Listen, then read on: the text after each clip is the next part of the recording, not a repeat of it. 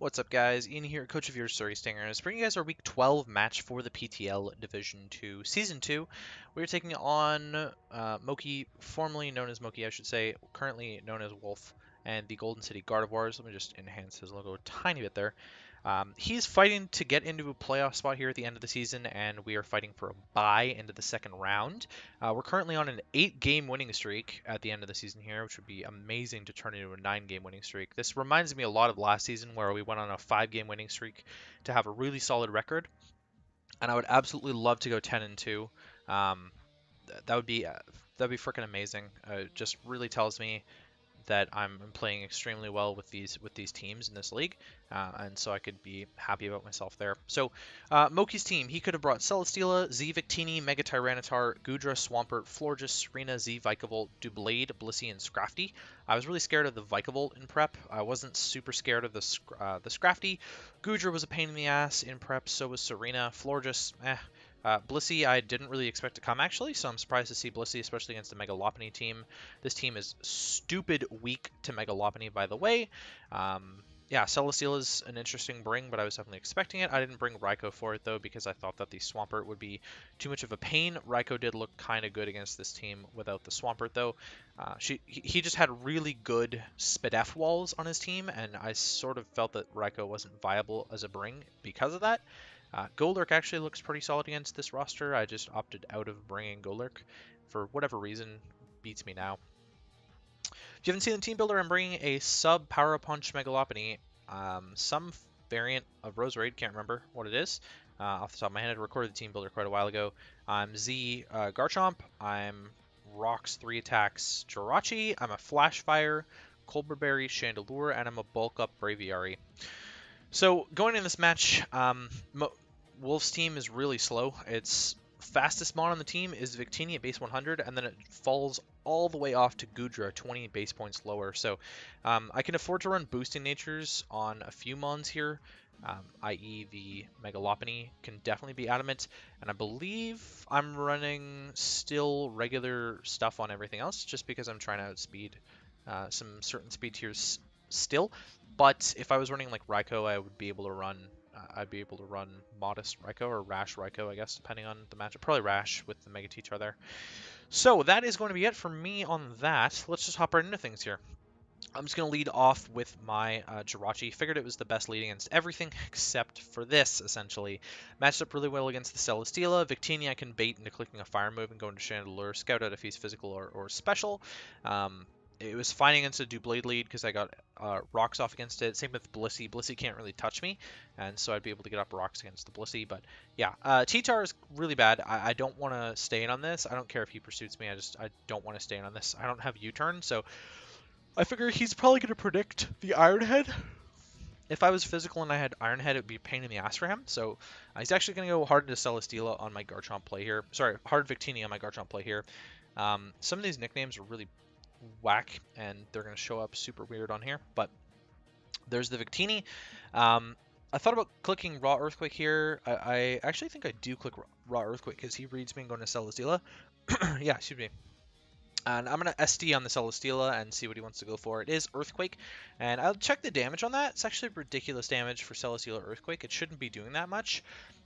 It's Adamant Banded Celesteela, so I know I can at least eat one more, and I could just go for the Z straight up here, which is actually what I'm going to do. Is he goes into the T-Tar, which is kind of bad play on my part. I could have just clicked Fire Fang and then maybe Z'd on the Celesteela again, but T-Tar chews. Unfortunately for him, T-Tar is not going to be able to chew another Earthquake, but he shows the Protect, which is really weird. So he's got scouting tools on the T-Tar.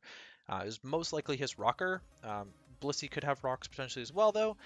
Fire Fang is not going to do quite enough to the Celesteela if he's max HP, and unfortunately he is, but I'm going to be able to punish the Celesteela at least with some rough skin damage and make it so that he can't really do much to me.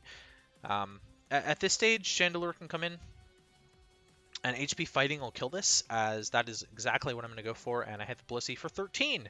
So that's kind of interesting, because I'm relatively invested, and that means this Blissey's like just a standard bulky Blissey, I guess. I'm going to go hard into my Jirachi and see what he wants to do here. He obviously can't Seismic Toss me, so he does have the Toxic for the Chandelure. But that's going to let me get up my rocks, which is going to be a way to punish this Victini from switching in over and over again, and punish the Celesteela on switch. It'll die. So I do successfully bait out the fire move from the Victini with the Chandelure set. I'm not running a fire move on this at all, and it's really dangerous for me to click Shadow Ball with the Blissey around, because I'm also not running Toxic for the Blissey. I'm running Will-O-Wisp actually for the Mega T-Tar and the Scrafty. But the Blissey is going to come in on my HP fighting again, predicting the Blissey coming in. So we get a little bit more chip on it. Jirachi's able to come in as he is going to trade rocks, which kind of sucks for the Braviary and the Chandelure on my team, but Celesteela is going to come in here on my Psyshock play. Deblade's going to come in afterwards, and I'm going to click T-Bolt against this actually because it's my best move to hit this with, as he's going to show the Protect on the Deblade as well. Blissey's going to come in now on the T-Bolt. Choose that pretty well. But it doesn't choose Psyshock very well. That did an incredible amount of damage. And Softboil just puts him at the exact same amount of HP he was at.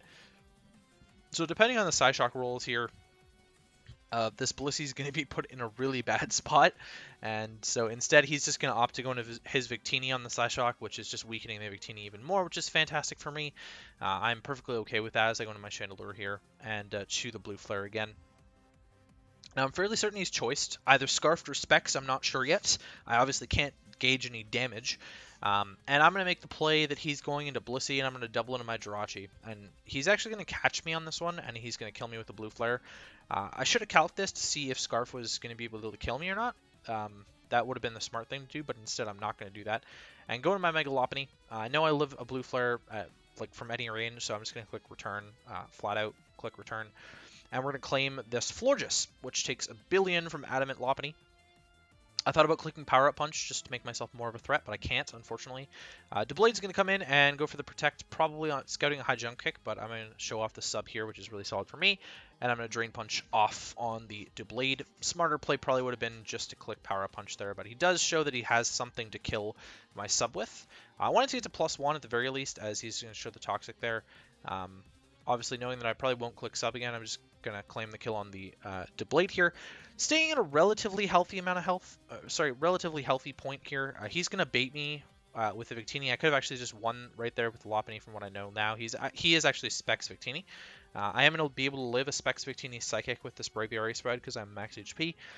And I will kill the Blissey, unfortunately, with Brave Bird. I kind of misplayed, not knowing if he was Specs or Scarf or not. I threw some differential away here at the end of the game, as the Victini is going to live one more Rocks hit, and he's going to reveal to be Specs. Yeah, he's Specs. I knew I could live a Scarf Blue Flare from this range with my Lopunny, so I went for the kill, and we are just going to be able to pick up the win here. Knowing now that he was Specs and not Scarf, I figured he had to have some speed control to outspeed my Mega Lopunny, but he actually had none whatsoever. His entire team was just flat out slower than Mega Lopunny because he opted to bring Specs Victini. I could have just won 4-0 there and just like attacked the Victini with my +1 Mega Lopunny and then been able to obliterate the Blissey with +1 Mega Lopunny as well. But we still pick up the win 2-0. Luckily, I didn't choke away this one, so that puts us at 10-2 +22 to finish out the season. Really fast battle here against Wolff. It was like back and forth, back and forth, back and forth. Roserade didn't even hit the field, I don't think at all, actually. Roserade would have been sort of solid, but the Victini being alive really hampered the Roserade. I think I misplayed by going to the Jirachi on the turn where the Victini killed me. I think that was a big misplay because Jirachi was really effective against the rest of his team, despite me not carrying the Shadow Ball tech for the Deblade. Showed Iron Head, Toxic, and Protect, so we could kind of tell that it wasn't exactly going to be an offensive variant of Deblade. Most likely didn't have Swords Dance, for example, because then it kind of just got walled by the Shandy. But I may have been able to put myself in a position where Chandelure was able to take down his team with the Blissey out of the way and whatnot. So yeah, I'm really proud of myself and how I've done the season so far. I actually moved to 10-2 +22. Like I said, I'm guaranteed a bye. I clinched a first round bye with this win, hitting 10 wins. There's only one other team that can hit 10 wins, and there are 2 bye positions, so I'm locked into one of the 2 bye positions. It depends on the result of the other match. It depends on the result of David's match, and who does he actually play? Let me just check this out here. He plays somebody. He plays Ellie. So he plays Ellie in week 12, who we just beat in week 11. Depending on the result of that match, I may or may not be first seed or second seed. At this stage, it doesn't really matter to me. Although obviously I would prefer to be first seed because then I'm taking on the lowest seed in the semifinals rather than the highest seed in the semifinals. There's not much I can do about that at this stage. I haven't been winning games heavily enough. Had I preserved the differential in this game and won 4-0 instead of 2-0, then I would be sitting in a better position because as it stands, David only needs to win. David only needs to win 2-0. 2-0 or better in his match against Ellie to secure that first round bye. And I have to count on him losing or winning 1-0 or 0-0 to secure the first seed for myself. So that should be it for me. You guys won't see a PTL video for 2 weeks, obviously because of playoffs. But you'll see some NCL content after this match, and then you'll see some WPL content this weekend, and then next week will be my bye week for PTL because I made semis, and so at that stage I'll probably start getting up my red content while I have the bye week for PTL going on, and we'll upload red. For those who don't know, AABL is going to be starting soon. The draft is starting next week, which actually by the time you guys see this, the draft will be starting tomorrow for AABL, because you guys should see this on Tuesday. So it'll be starting tomorrow for AABL, and then I will have AABL content coming to the channel again as well. Most likely, I can't think of a reason why I wouldn't want to record AABL this season. So that is going to be it for me. Hopefully you guys enjoyed the season and will enjoy our playoff run, no matter how deep it is. We're guaranteed at least third place, which is generally my goal in every single league. But I would like to get at least one more title before Gen 8, and hopefully this is the season where I can win another championship. This is going to be the closest that I'm going to be probably for a while. So yeah, that's going to be it for me. Hopefully you enjoyed the batch, and I will see you guys in the semifinal match.